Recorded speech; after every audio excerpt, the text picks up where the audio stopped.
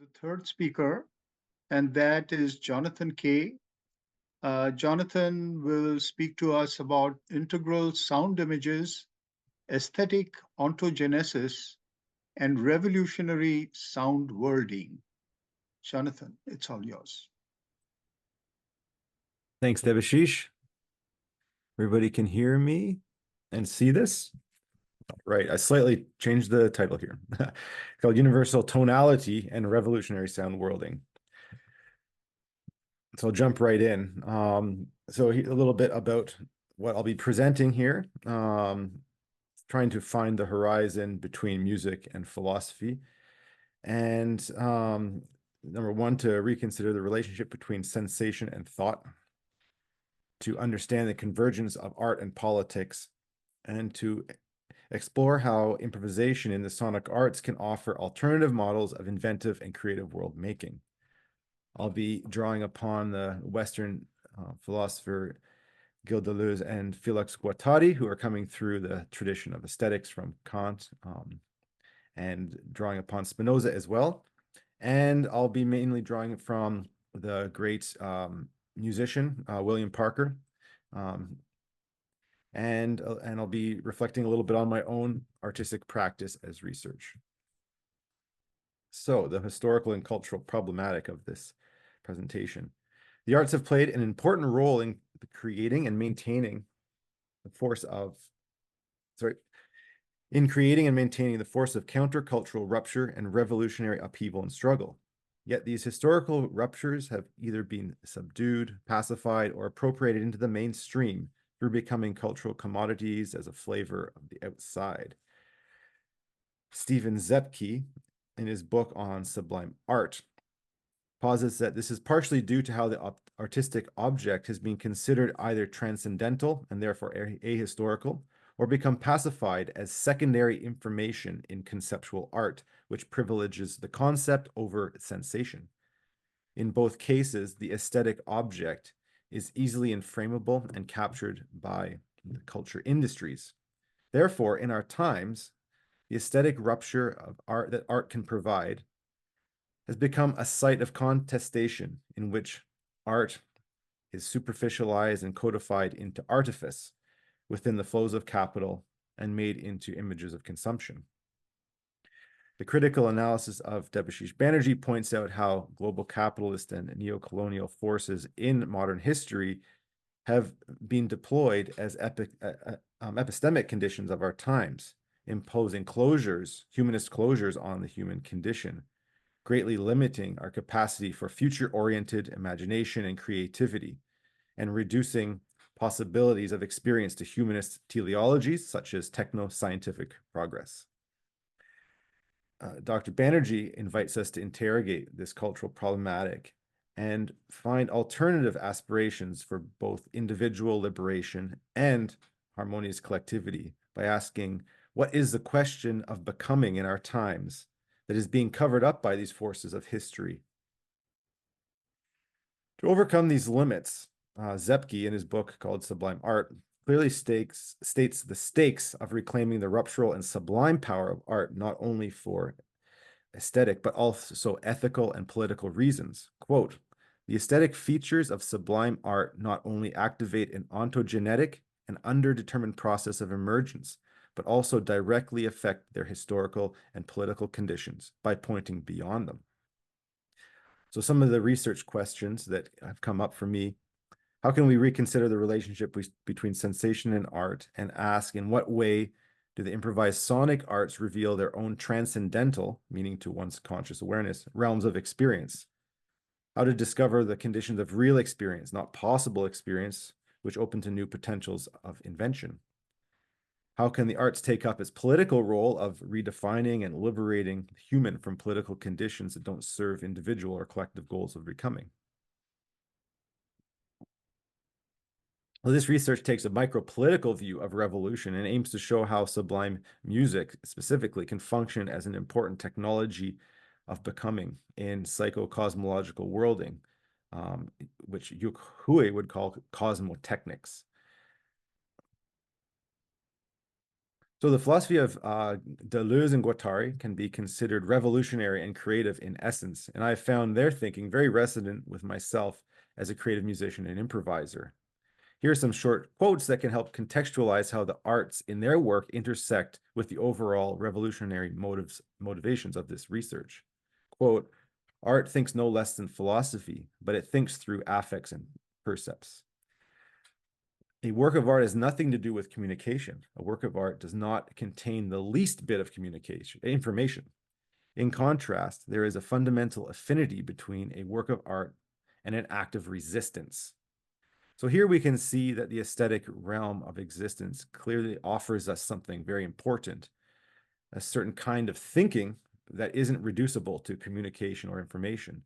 Deleuze and Guattari make special room in their metaphysics for the disruptive, ruptural, and the unknowability in the nature of sublime experience that we must affirm and fold into micro-political transformations of individual and collective subject making based upon these new potentials from the outside, yet imminent to the conditions of emergence. Although these sublime signs can't be known, they can be felt through what Deleuze and Guattari call affects and percepts.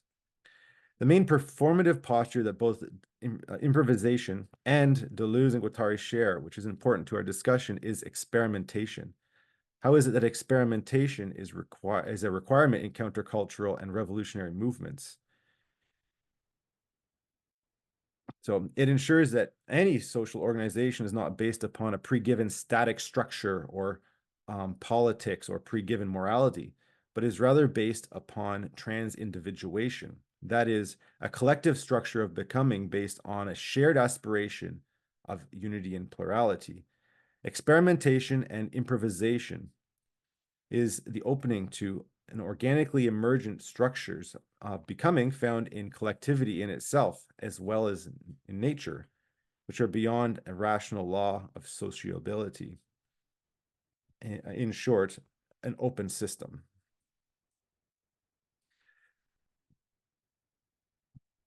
Okay, so here I deal with a little bit of the metaphysical basis of this work. So Spinoza once said, "We experience, we experiment." And it's notable that expérimenter in French means both to experience and to experiment. So Spinoza seems to say here that conditions of real experience, not possible experience as Kant formulated, are also the conditions of true experimentation. Spinoza famously asks, "We do not even know what a body is capable of," which to me is a call to perpetual experimentation in which we can extend our power and joy infinitely in the world through finding the eternal and the radically immanent open whole in all relations. This provides an important metaphysical basis to cultivate power and knowledge, which is definitely required in countercultural and revolutionary struggle. In A Thousand Plateaus, Deleuze and Guattari say experimentation on oneself is our only identity.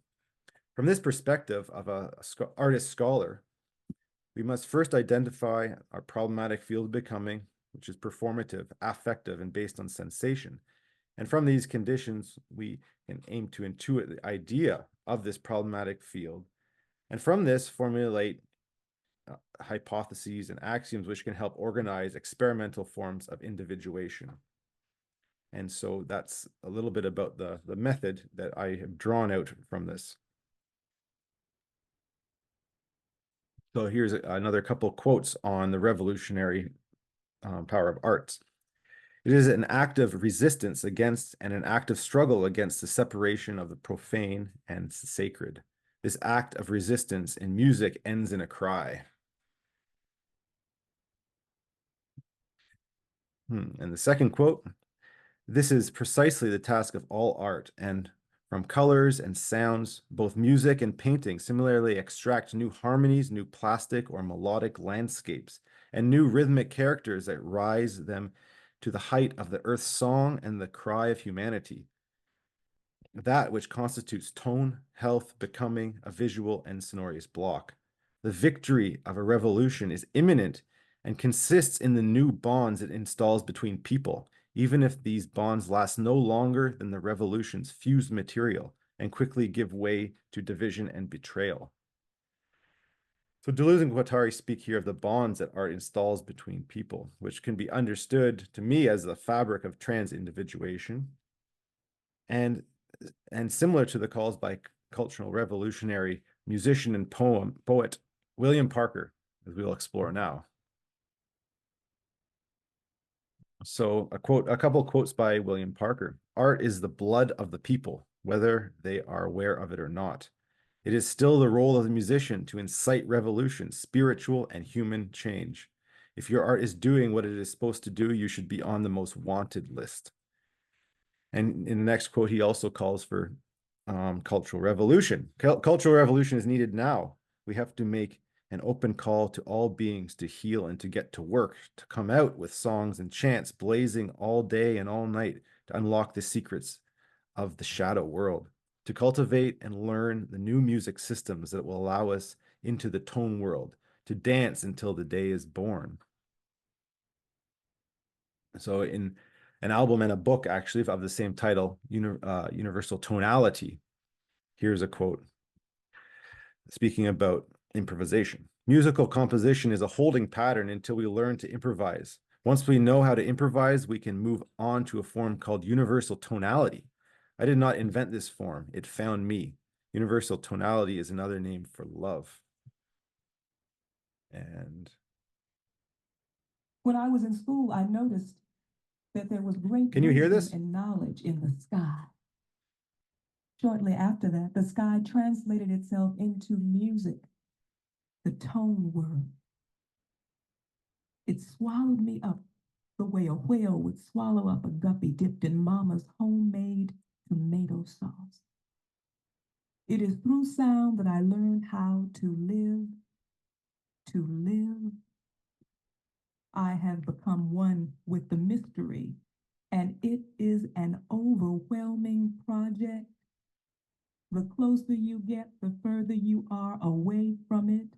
The closer you get, the further you are away from it. Then one day my father came home with a saxophone and a brown wooden case. I got you a soprano sax. It was the most beautiful thing I had ever seen in my life.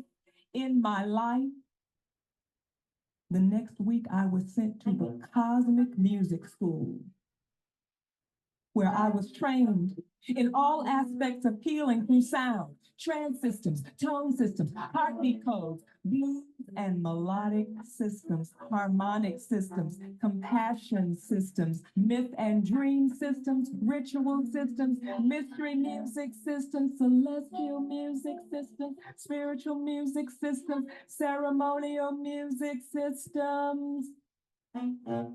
It was a revelation, this study. Learning that life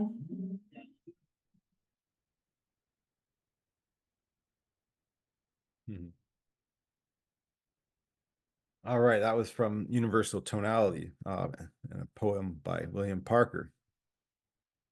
So if we get into the question of how this practice and this call for a universal tonality and improvisation can create a sound world, not only an interior one, but an exterior one, a social and a collective one. We're going to look at this a little bit longer quote because it's another invitation to, and it really shows how this practice, as he's framing it, is not about an individual artistic practice as much as it is about a social, cultural, and a revolutionary movement, make new futures. So suppose we took a master musician from every country in the world, and then we have all of these musicians gathered in a room. I don't know the color the walls in the room are. It wouldn't matter. There is a gentle breeze blowing through the window. A feather floats in on the gentle airstream. When the feather touches the ground, the music begins. Nothing is said. There are no keys, no chord changes, modes, or notations. In one sense, we are all like little children playing games. We all speak different languages, but we feel each other. The music guides us. All we have to do is listen. All we have to do is feel. So here we can see how he imagines we can open to all of humanity at once through being guided by a shared aspiration through experimentation and improvisation, and searching for something he's calling universal tonality. Yet this goal of becoming, and any praxis towards its realization, is definitely being covered over by the epistemic conditions and the overdetermination of mainstream capitalist and consumerist subjectivities. So we need to more deeply interrogate the problematic conditions of sound worlding. And here, Deleuze and Guattari can aid us in thinking beyond these closures. So, according to Deleuze, a dogmatic image of thought is our inherited epistemic and ontological conditioning, which synthesize experience through a rational cogito I that thinks, and a self-consistency based on a self-identity, or a self with a capital S. To overcome this, Deleuze and Guattari provide open sets of prompts or invitations and alternative praxis to engage in a psychocosmic theater of individuations, which experimentally provokes points of rupture and breakdown through the closures and illusions of representation and its overdetermination of one's subjectivity. This is a transductive method of heterogenesis and is based upon Deleuze's notion of what I'll describe as reversed subjectivity based upon a fractured I and a dissolved self. We can see here the importance of the sublime as a point of rupture or breaking down and overcoming the conditions of possible experience to find the conditions of real experience. Deleuze says at one point, my whole structure of perception is in the process of exploding when we encounter a sublime moment. This gets at what Deleuze means by a dissolved self, which is to have a real experience of the a priori and inclusive disjunction of being and thought, one that turns against Kant's transcendental subject and its conditions of possible experience, and smashes it to pieces in fact, to emerge instead in the, quote, already over man, whose scattered members gravitate around the sublime image, end quote, an image that makes the sun explode. And that was from difference in repetition. So we can see how Deleuze offers us a metaphysical and a dynamic structure of becoming, which improvisation can act as one way of opening individual and collective experiences to experiments, which is perpetually opening to the outside and overcoming any structural closures. Oh, wait a second. Yep, here we go.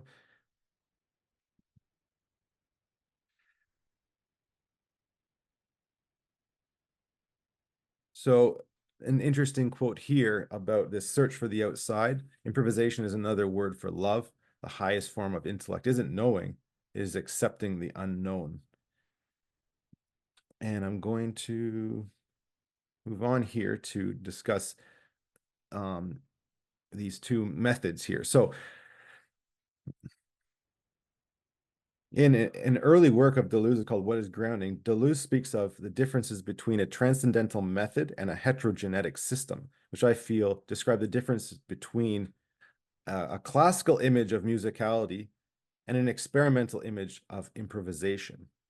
And I don't have time here, but each one of these can lead to different kinds of music making. And I'm associating the heterogenetic one with the practice that I have engaged with in terms of improvisation. So we can see in the transcendental method, it presupposes some kind of nature of becoming. It has a principle, which is a faculty of cognition. It demands a beginning and a principle of economy. It assumes certain conditions about the genesis. It follows generally mechanical rules of production, and one of the methods is a classical way of approaching a phenomenological deduction. Now, Deleuze is thinking this in contradiction to a heterogenetic system, which is based on the genesis interior to the system of an object, which is becoming, allowing things to become in themselves. It doesn't have any beginning and has an oversaturation of the concept of its becoming, or the idea. It's an open whole and it's kind of there's a groundless ground of emergence. It is an organic formation of power and leads to ontogenesis. And another way to describe it would be it's ontogenetic becomings would be one of the processes of we can engage with. So through the practice of improvisation, one can cultivate experiences of this heterogenetic system. If we're able to break from a classical image of musicology or creativity. And I believe that the nature of how we find the outside, of how we can engage in opening ourselves to the sublime and being able to fold that into ourselves and the way in which we make sound worlds and culture. I think it really does depend a lot on how we can step back and not assume any conditions that we may have as unconscious traces of a transcendental method in this way. So I'll end. Yep. Yeah, sure. Okay. Since we have one more speaker, I think it's good to gotta go. Yeah. Okay. Okay, yeah, and there's this is just a diagram of my own practice, which I won't describe, but it was kind of described throughout my presentation, which is really just talking about how one would undergo practicing musicality as a practice of the individuation of the I, but at the same time, which is when you are playing the music, you are the agent of playing music, but in that sublime rupture or you are actually opening yourself to the outside, and there's non-human forces and a non-personal singularity that is perceivable, and that's when you are being played by the music. And so this is the main aspect that I wanted to bring in of my own practice. And I'll leave it at that.